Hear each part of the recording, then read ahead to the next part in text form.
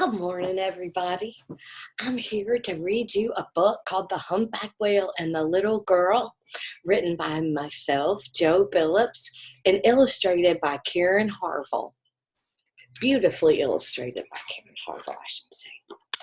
The Humpback Whale and the Little Girl by Joe Billups. Here we go. Ready? Inspired and dedicated to my daughter, Mary Cameron. The humpback whale held council and invited everyone he knew, all the fish in the ocean, big ones and little ones too. The dolphin were there blowing out air and making funny sounds. The marlin were there and the tuna too, jumping up and down. They came from nearby and far away, and for some the journey took many a day. Here's your up-close look. See the octopus, starfish, dolphin, whale, there you go, jellyfish. The humpback cleared his throat when overhead he heard a boat. "Thank you all for coming," said the big whale. "I'm so glad you're here. We have much to discuss. I fear the end is near." When high above the council, on top of the water, a little girl named Emily waited in a boat with her father. Here's your up-close look.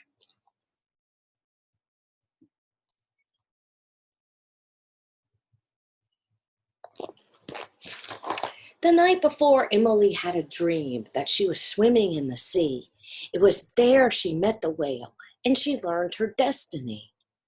The sun was starting to come up, and the whale had a lot to say, so he gave Emily a starfish to remind her to meet him the very next day. When she woke up and saw the starfish, she ran to show her father. It was then they knew they should meet the whale, so they put the boat in the water, and she said, "I was sleeping and a starfish swam through my window. I was sleeping and a whale called my name. It was the strangest dream I've ever had, and now nothing is the same." Once at sea, Emily saw the humpback's head.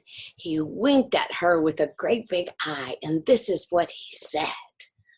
"The children are our only hope, and we all know it's true. So we have to put our faith in them and put our trust in you. We need kids to spread the word around and let everybody see what kids can do when they work together and take responsibility." He said, "The beaches are dirty and the water isn't fit to drink. It's time we do something about it, don't you think? People must decide what it's worth. So here's the deal. If you save the ocean, you get to keep the earth." Emily said she'd help the whale, and it made her so proud. She stomped her foot, the whole boat shook, and she spoke right out loud. She said, "I will be a good tenant. I will show my thanks. I will clean up the beaches and the river banks. I will work so hard. You will be so proud of me. I will be good to the earth.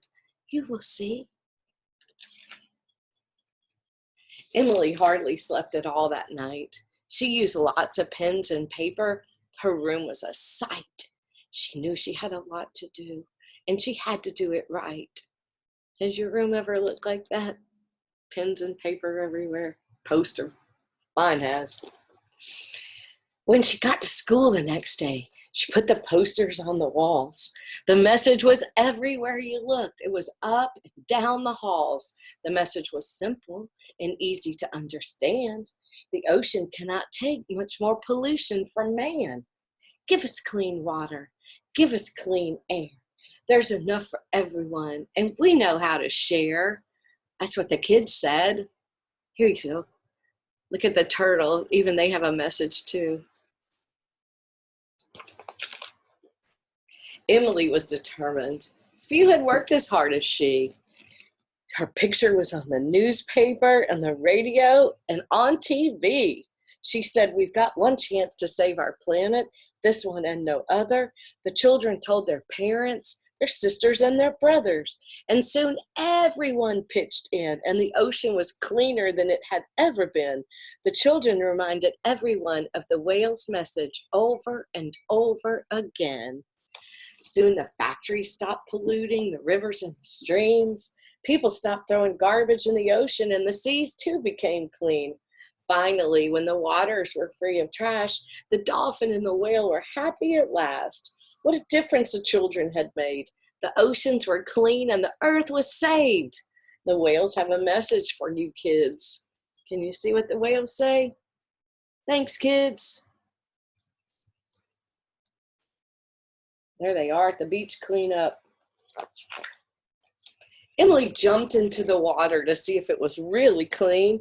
Soon the fish gathered round her and the whales began to sing. Thank you for our ocean free of trash. You did something no one else would do. Now all the whales will sing about you. You were wonderful. You did everything just right. And now we have clean water, day and night. And if anybody tells you that you cannot change the world, tell them not so, because I know the humpback whale and the little girl.